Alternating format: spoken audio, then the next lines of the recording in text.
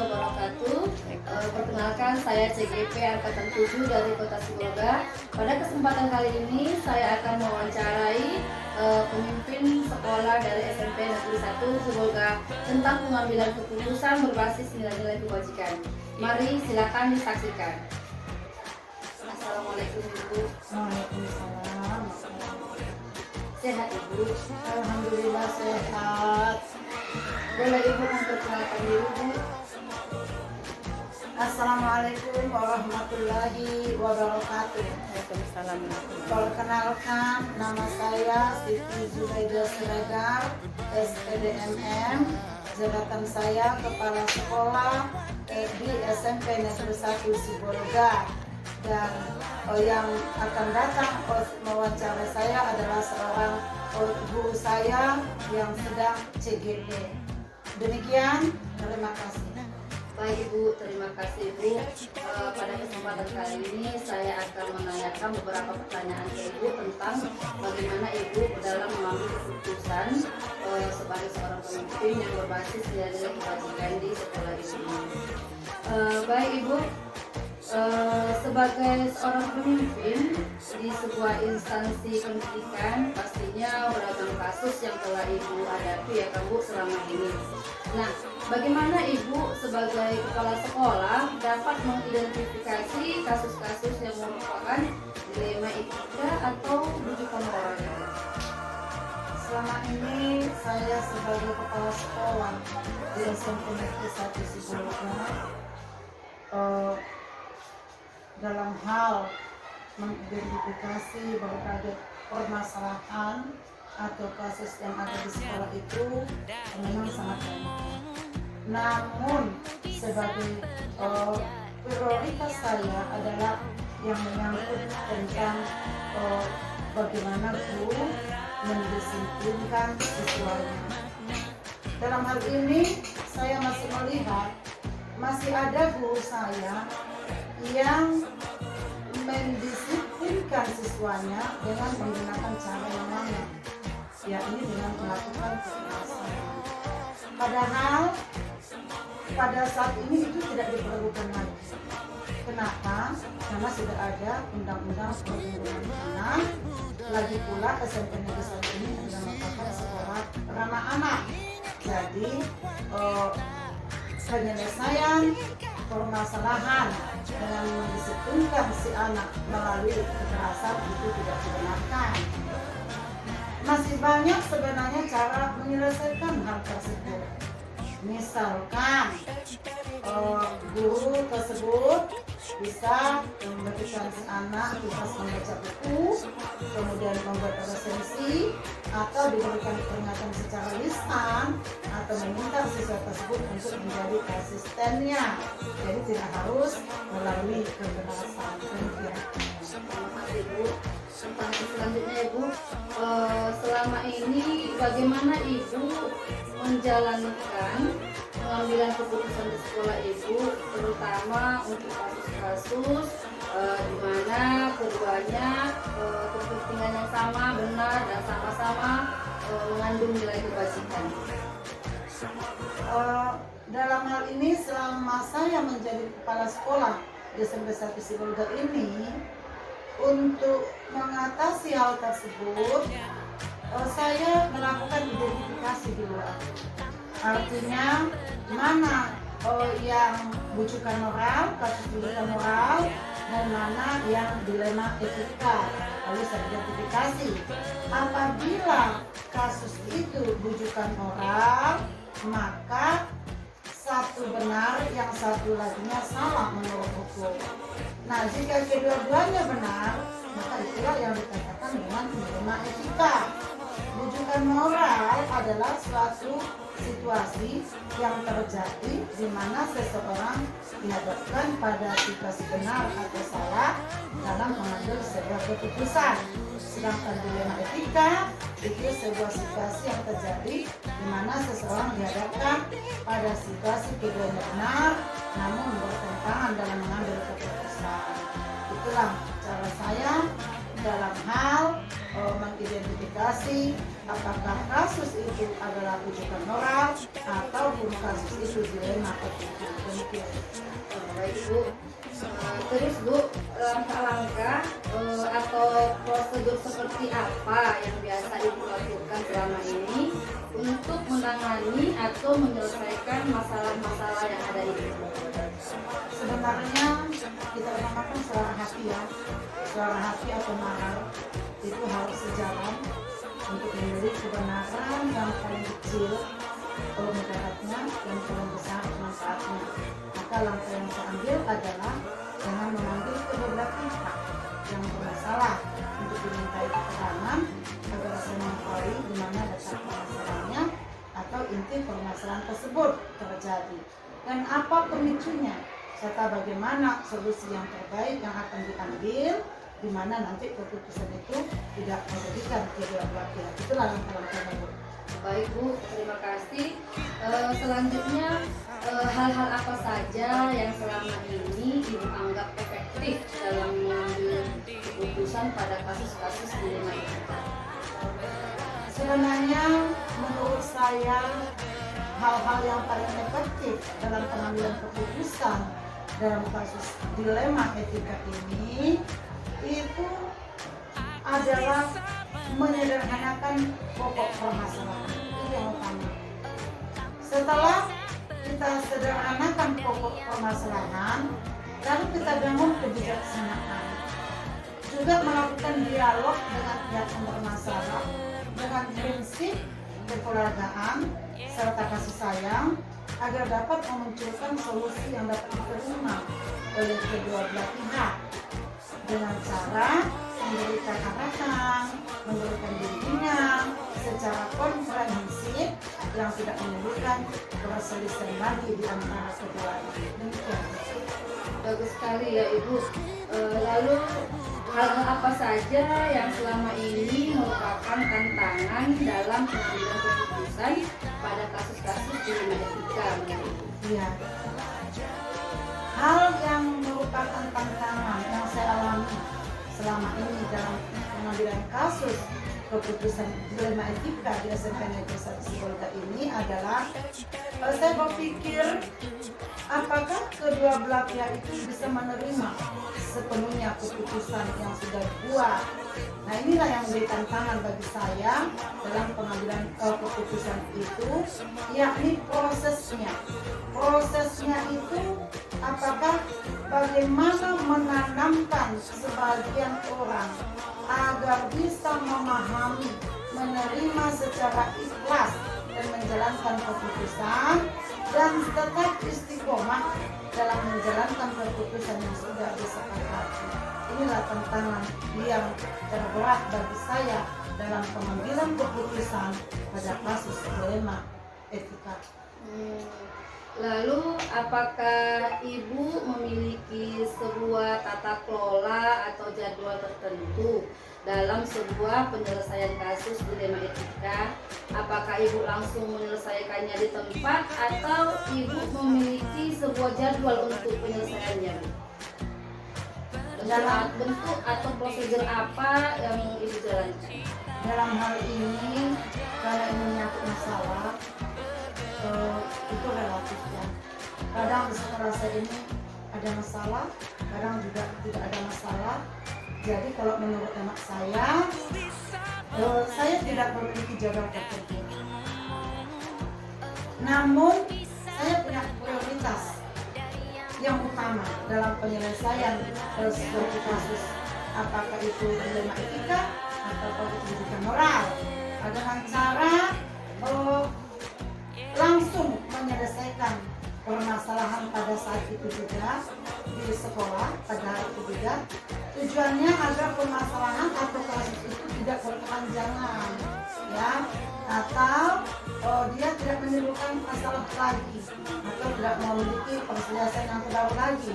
Cara saya, prosedur yang saya lakukan bisa dengan melibatkan beberapa orang guru atau dewan guru guna memberikan pertimbangan dan masukan yang baik serta pengawas sekolah atau komite sekolah dengan maksud agar terjadi suatu pemahaman yang baik di sekolah kita ini dengan menciptakan lingkungan sekolah yang sehat, kondusif buat semua warga sekolah.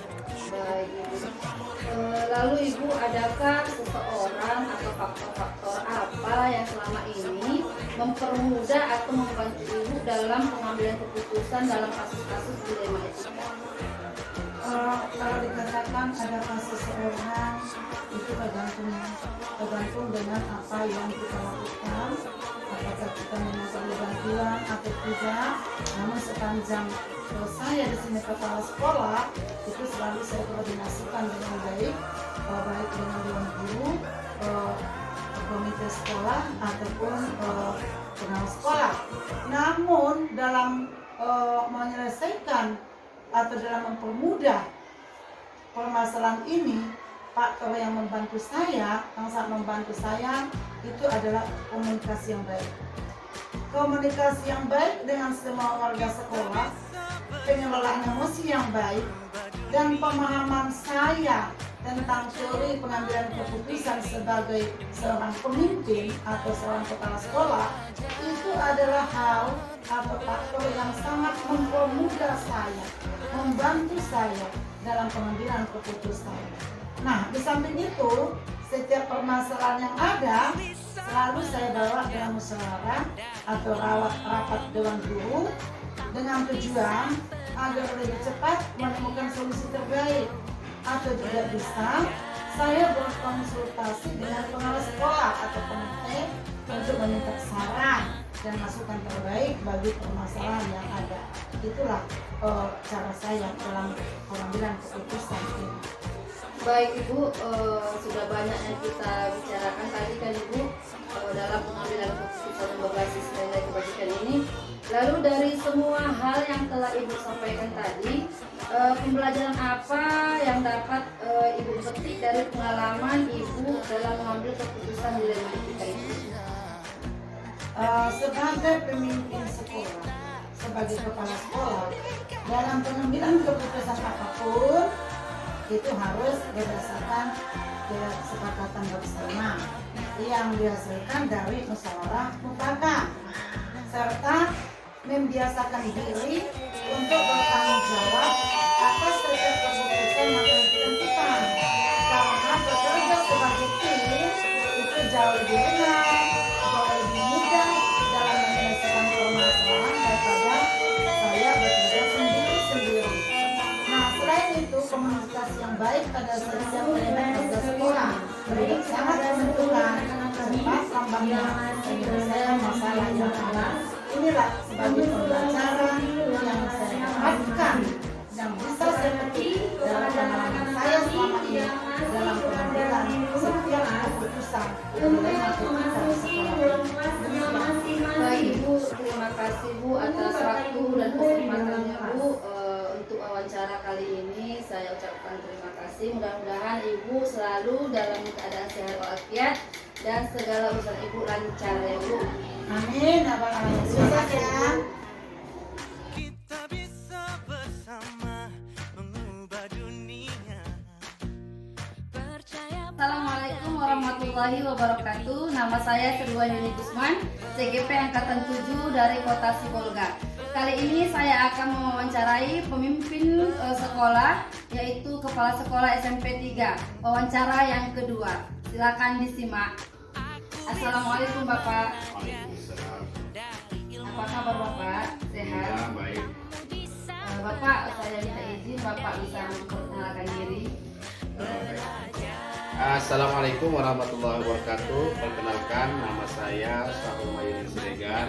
Saya sekarang menjabat sebagai Kepala Sekolah SMP Negeri 3 Sibolga. Demikian, wassalamualaikum warahmatullahi wabarakatuh. Baik Bapak, terima kasih atas waktu dan kesempatannya pada kesempatan kali ini. Saya di sini ingin mewawancarai Bapak terkait dengan tugas kami demonstrasi kontekstual di JGP ya Bapak. Kali ini saya akan mewawancarai tentang bagaimana Bapak dalam mengambil kebijakan dalam menentukan keputusan apakah itu dilema etika atau dilema kebajikan. Ada beberapa pertanyaan nanti yang akan saya sampaikan Bapak. Baik Bapak, saya mulai ya Bapak dari pertanyaan yang pertama. mengidentifikasi kasus-kasus yang terjadi di sekolah Bapak. Apakah kasusnya merupakan dilema etika atau bukan moral? Baik, ya selama ini saya melihat kasus-kasus yang terjadi di sekolah saya itu apakah itu dilema etika atau bukan moral, itu terlihat dari benar salah ataupun antara perasaan atau tidak perasaan. Jadi saya cenderung melihat mana yang menunjukkan. Lalu selama ini bagaimana Bapak mengambil keputusan di sekolah Bapak ini, terutama untuk kasus yang di dalamnya ada dua kepentingan yang sama-sama benar atau sama-sama mengandung nilai kebajikan? Ya baik, memang kadang-kala atau sering juga kita dihadapkan dengan masalah yang keduanya memperoleh keuntungan. Nah, mana yang saya utamakan yaitu mana yang berpihak pada keuntungan khalayak ramai ataupun kepentingan masyarakat di sekolah ini. Lalu langkah-langkah atau prosedur apa yang biasa Bapak lakukan selama ini? Langkah-langkahnya pertama yaitu mengidentifikasi, melihat kasusnya apa, kemudian mengidentifikasi apakah itu kasusnya menguntungkan atau terkait dengan orang kepentingan umum dengan sekolah. Kemudian melihat aturan-aturan yang berlaku baik itu dari peraturan pemerintah maupun peraturan daerah. Jadi di situ baru bisa mengambil keputusan. Lalu siapa saja Pak yang kemudian terlibat dari kasus-kasus itu? Apakah Bapak perlu melihatnya atau mempertimbangkannya? Ya, pertama di SMP itu pasti sudah ada perangkatnya, ada wakil kepala sekolah, kemudian kalau menyangkut dengan keputusan sekolah itu pasti kita mengajak masyarakat ataupun orang tua yaitu wakil komite. Sekolah ya, Pak. Jadi hal-hal apa saja selama ini yang Bapak anggap efektif dalam pengambilan keputusan pada kasus-kasus dilema etika yang ada di sekolah Bapak?